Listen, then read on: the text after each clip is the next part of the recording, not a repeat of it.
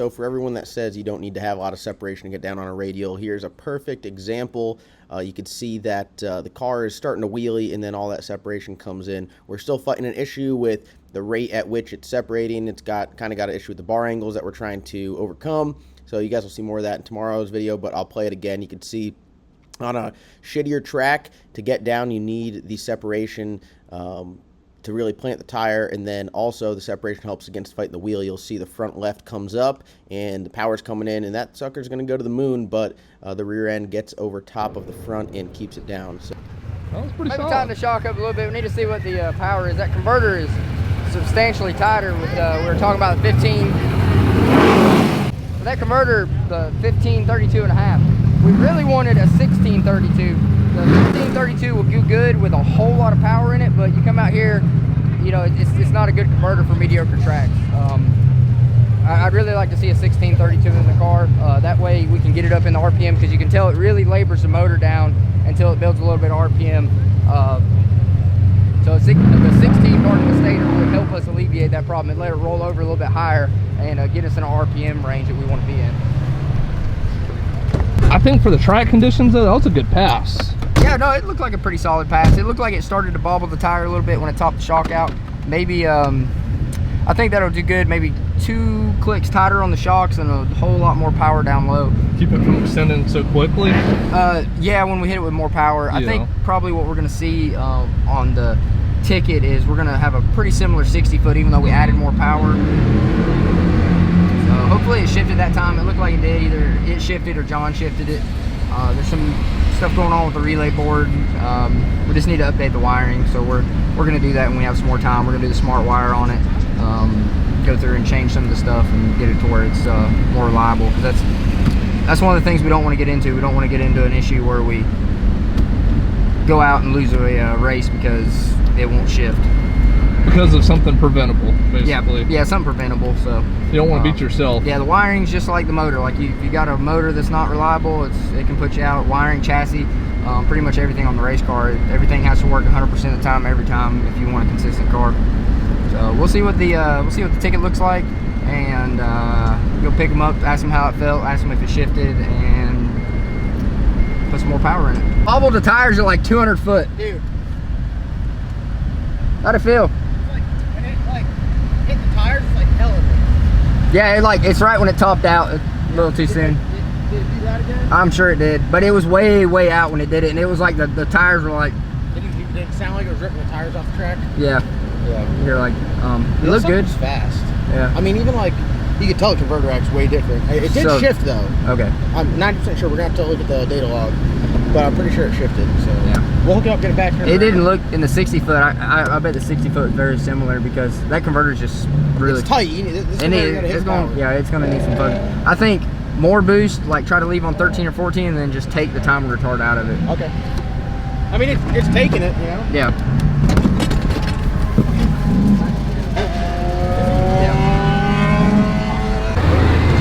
Hey, you say Lane? Hey, you got David Banks, that beautiful orange Camaro right there.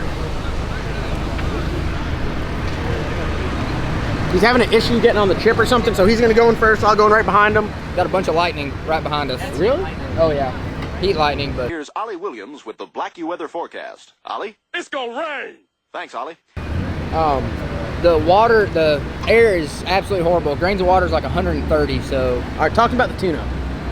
a little bit hotter, a lot more out the back. Tighten the shocks up a little bit because it about 200 foot out. It topped them out pretty aggressively and knocked tire off or shook the tire. So a little bit harder than we were before.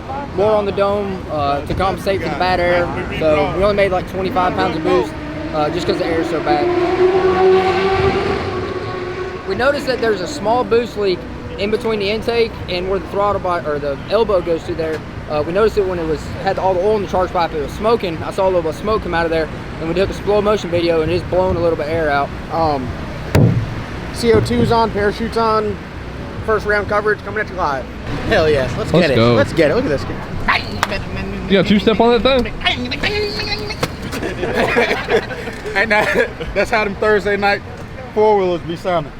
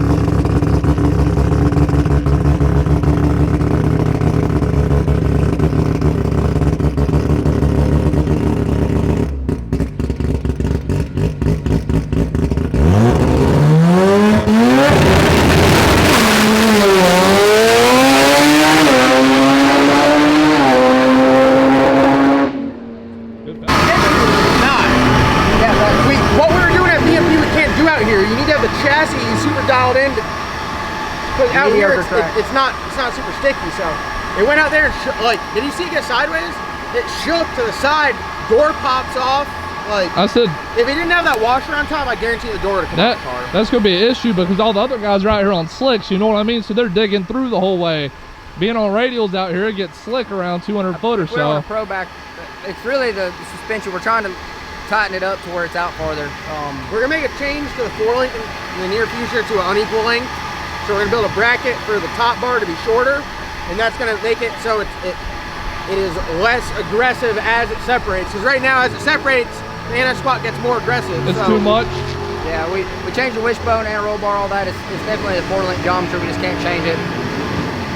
But converters, we've been down on a tune-up just like that before. The converter's tight, but when we hit it super hard, I think it'd go pretty fast.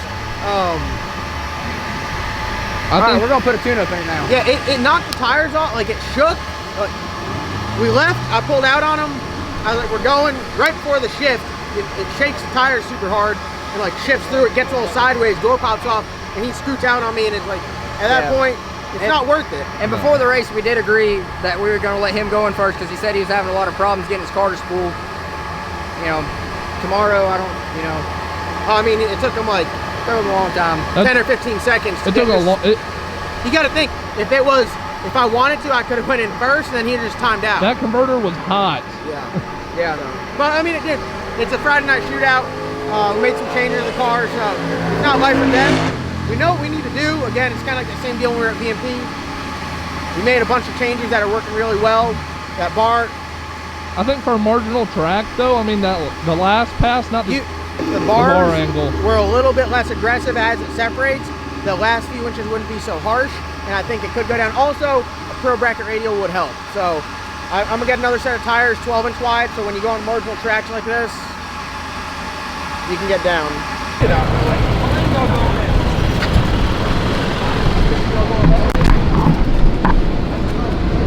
Damn, boy, look at them wheels. Ooh, you know I keep them things on me. Hey, all right, so Matt said he put a tune-up in this thing. What kind of tune-up? There's something going wrong with the wiring.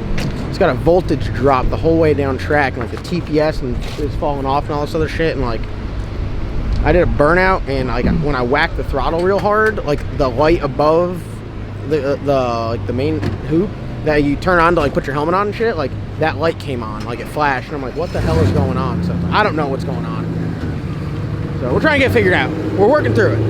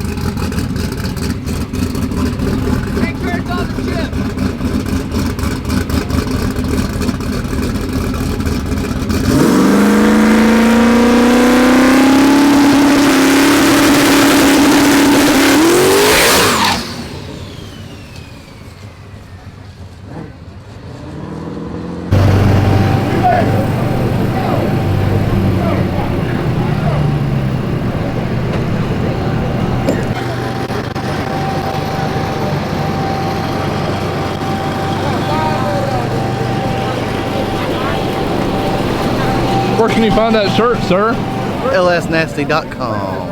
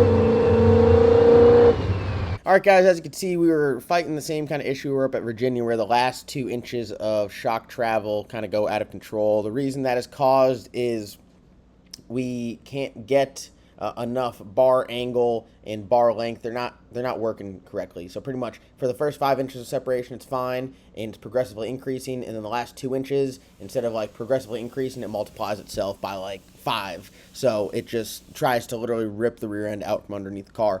We do have a fix for that. That is a shorter top bar. We've talked about that. We haven't been able to get the brackets made, so we changed a couple things up, changed the wishbone, made sure a couple things weren't getting bound up on the car. As you can see, that's not the case. It is the combination of the top bar length and bar angle. So we have a bracket coming for that, but we have a fix, a short-term fix for that thing tomorrow. So be sure to check out tomorrow's video. We got some great racing action. Thank you guys so much for watching. Comment, subscribe. We'll see you guys in tomorrow's upload. Hit him with it, Phil. He get to buy this round. John Doc got to buy this round. The black sheep on the property. He got to buy to the next round. 15